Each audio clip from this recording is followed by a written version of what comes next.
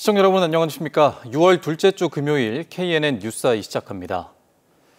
부산의 한 장애인 재활시설이 인근 아파트 재개발로 큰 불편을 겪고 있습니다. 수년 동안 이용하던 길이 사라진 대신 새로 난 길은 빙 둘러가야 하는 데다 장애인들이 이용하기엔 위험천만한데요. 이민재 기자가 장애인들과 동행 취재했습니다. 발달장애인 20여 명이 직업훈련을 받는 부산의 한 직업재활시설. 2018년 운영 시작 때부터 수년 동안 이용하던 길이 지난해 3월 하루아침에 사라졌습니다. 재개발로 기존 길 위로 4,400여 세대 아파트 공사가 시작되면서 새 길이 뚫렸는데 아무런 협의도 없었습니다. 길이 더 험해지고 올라올 때도 차가 내려올까 봐 겁나고 넘어질까 봐도 겁나고 공사 차량도 다니고 하니까 좀 힘들더라고요. 시설을 출입하려면 주변이 온통 공사판인 이 길을 이용할 수밖에 없습니다. 제가 시설 이용인들과 함께 이 길을 따라 외부로 나가보겠습니다. 가시죠. 보행 통로도 없는 가파른 길 옆으로는 차들이 쌩쌩 달립니다. 보호 시설이 하나도 없네요. 이게 지금 차가 오거든요. 조금만 옆으로 비켜갈게요.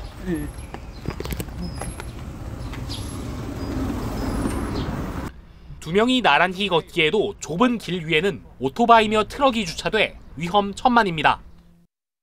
시설에서 걸어오기에 가장 가까운 역인 도시철도 지객골역까지 약 15분의 시간이 걸렸습니다.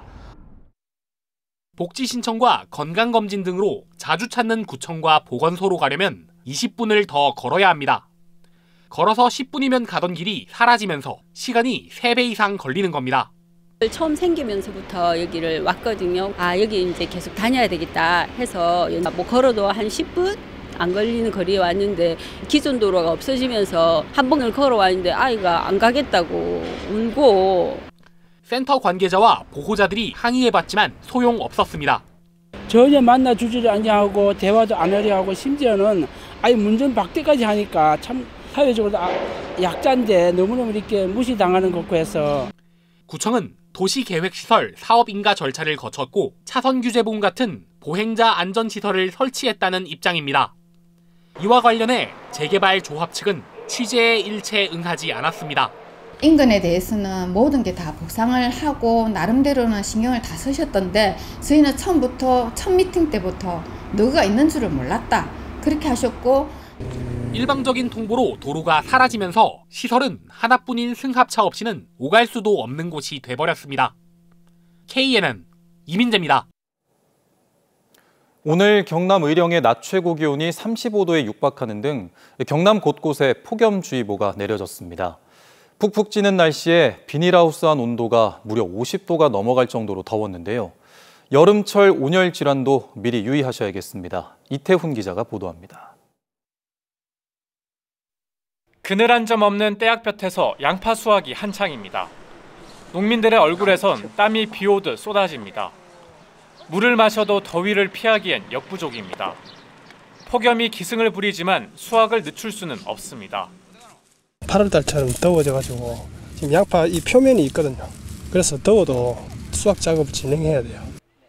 인근의 수박 비닐하우스. 온도를 낮추기 위해 비닐하우스 위에 햇빛을 차단하는 차광제까지 뿌려놨지만 소용이 없습니다. 보시는 것처럼 비닐하우스 안 온도가 55도를 넘어섰습니다. 숨이 턱턱 막힐 정도인데 사람이 작업을 할 수 없는 상황입니다. 굉장히 덥죠. 그러니까 새벽에 하고 저녁에 이렇게 주로 작업을 하고 있습니다. 더운 건 소도 마찬가지입니다. 축사에는 대형 선풍기를 틀어놨습니다. 소는 추위보다 더위에 스트레스를 더 많이 받습니다.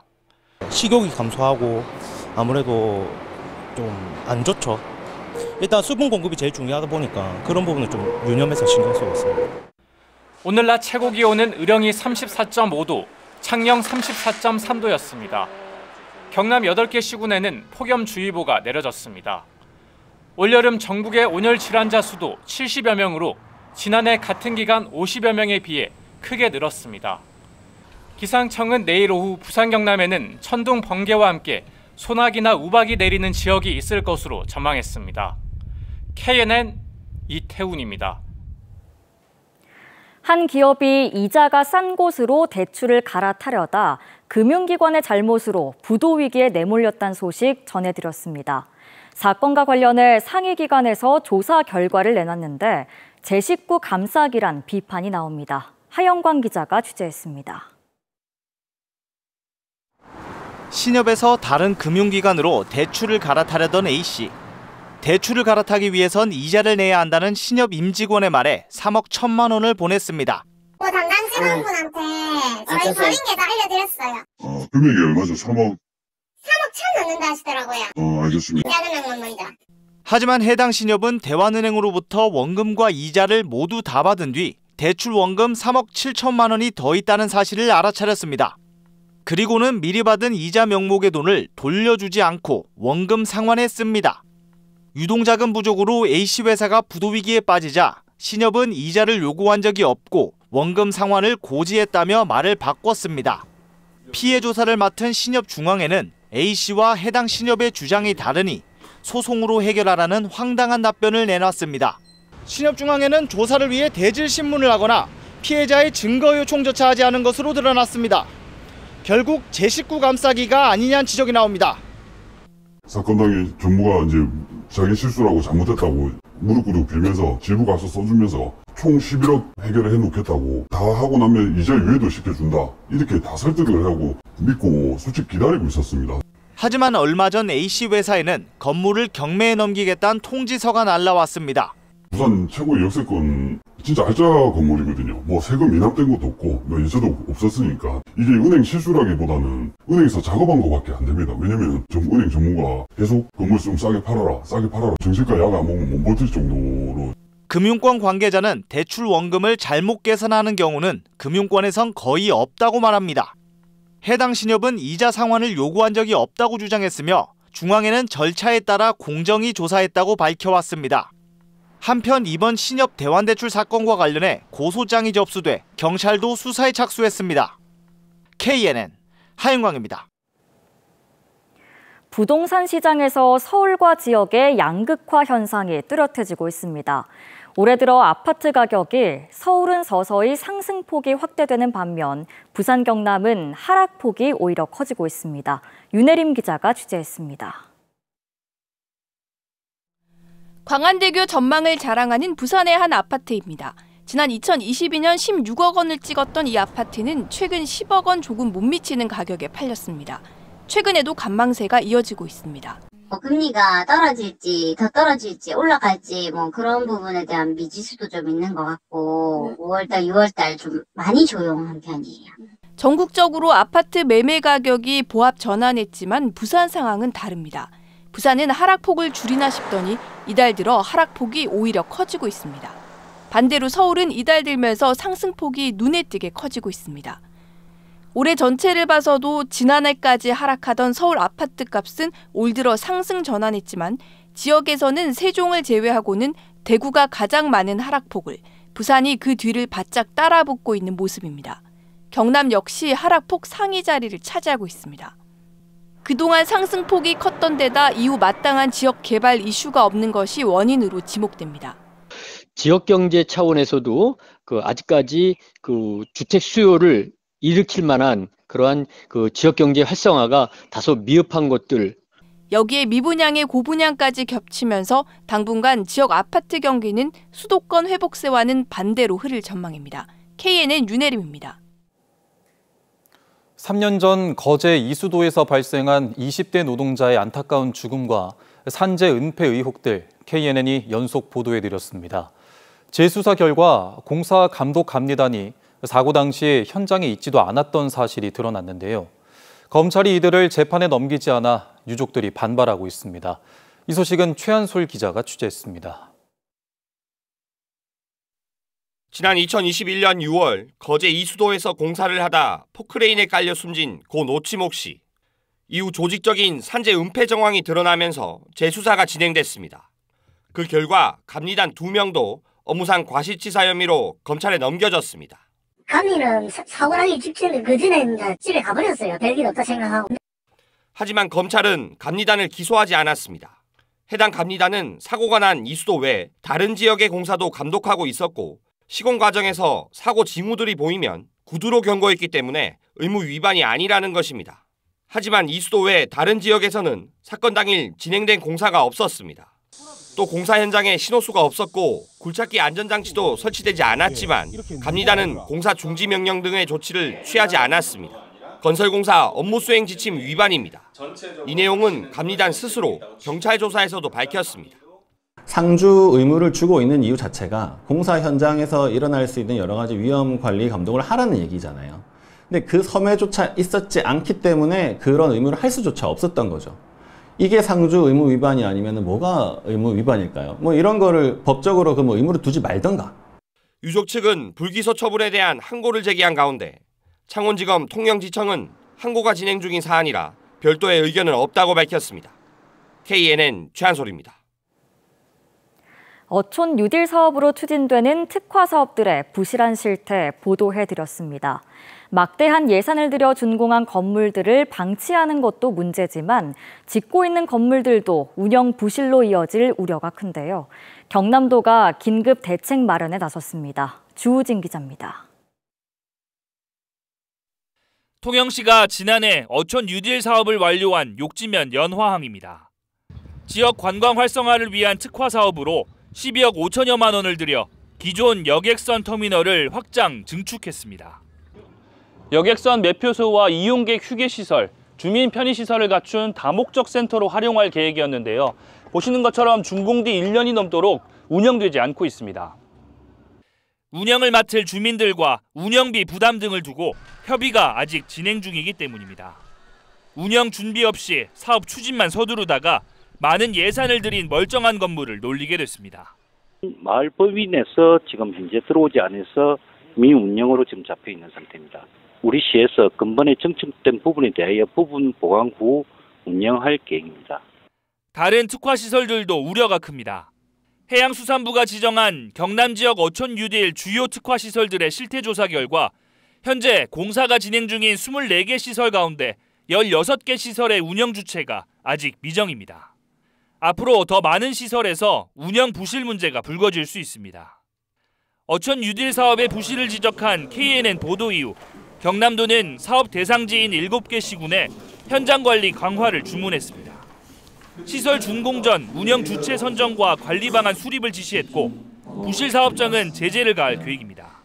집행 주체인 시군이 책임 있게 사업 집행을 관리하고 실국장이 직접 집행 관리할 수 있도록 요청하였으며 우리 도에서는 부진 사업장에 대해서 월 2회 이상 집중 점검토록 하겠습니다. 올해 모든 사업이 마무리되는 어촌 뉴딜 사업의 부실한 실태가 드러난 가운데 예산 낭비를 막기 위한 대책과 노력이 지금이라도 뒤따라야 할 것입니다. KNN 주우진입니다. 전국 공공기관 등에 폭탄이 설치됐다는 협박이 접수돼 부산 경남에서도 경찰이 수색 작업을 벌였습니다.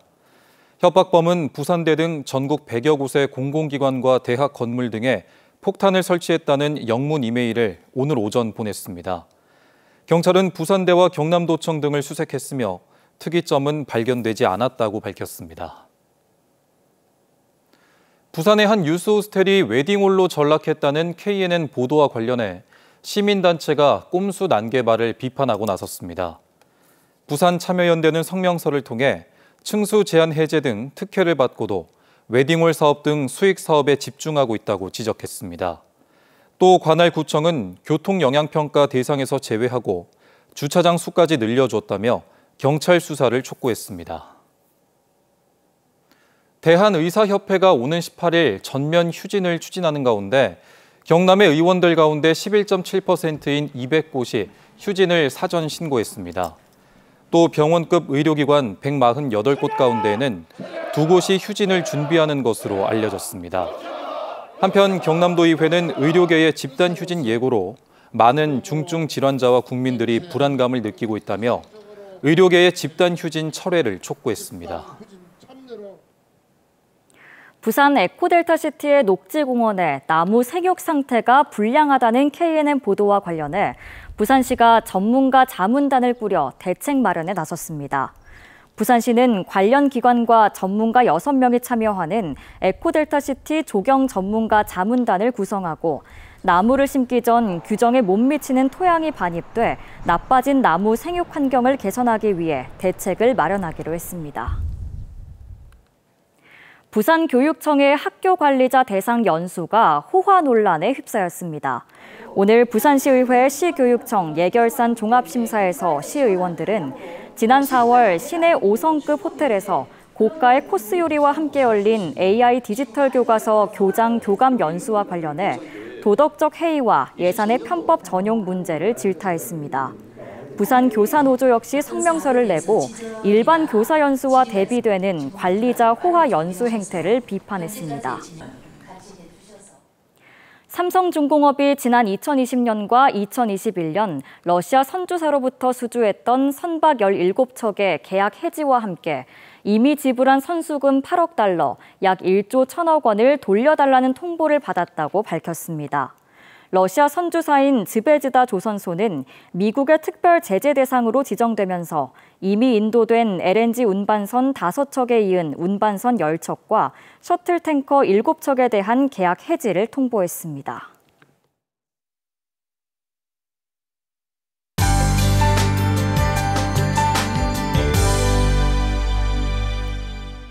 오늘도 한여름을 방불케 하는 더위가 나타났습니다. 일부 내륙 지역은 한낮에 34도 선까지 치솟았는데요. 주말인 내일도 더위의 기세는 여전하겠습니다. 내일 부산의 낮 최고 기온은 29도, 밀양은 33도까지 오르겠고 오후에는 오존 농도 나쁨 수준을 보이겠습니다. 내일 바깥 활동 계획 있으신 분들은 우산 하나 챙겨주셔야겠습니다. 오후부터 저녁 사이 소나기가 갑작스럽게 내릴 수가 있겠고요. 천둥, 번개와 함께 경남 내륙으로는 우박이 떨어질 수도 있겠습니다. 내일 내리는 비로 인해 전국에 내려진 폭염특보는 모두 해제가 됐고요. 내일 중부지방과 제주도는 비가, 남부지방은 소나기가 오겠습니다. 내일 아침 기온은 오늘보다 2, 3도가량 높게 출발하겠고요. 낮 기온은 진주가 31도, 합천은 33도가 예상됩니다. 경남 중부 지역의 낮 기온은 창원이 31도, 거제 30도, 창녕은 33도까지 오르겠습니다. 부산권 한낮 기온은 김해가 31도, 양산 33도로 평년 기온을 크게 웃돌겠습니다. 당분간 해상에서는 안개를 주의하셔야겠고요. 특히 섬 근처는 시야가 더 답답하겠습니다. 앞으로 맑은 하늘과 함께 무더운 날이 이어지겠습니다. 더위에 지치지 않도록 건강관리 잘해주시기 바랍니다. 날씨였습니다.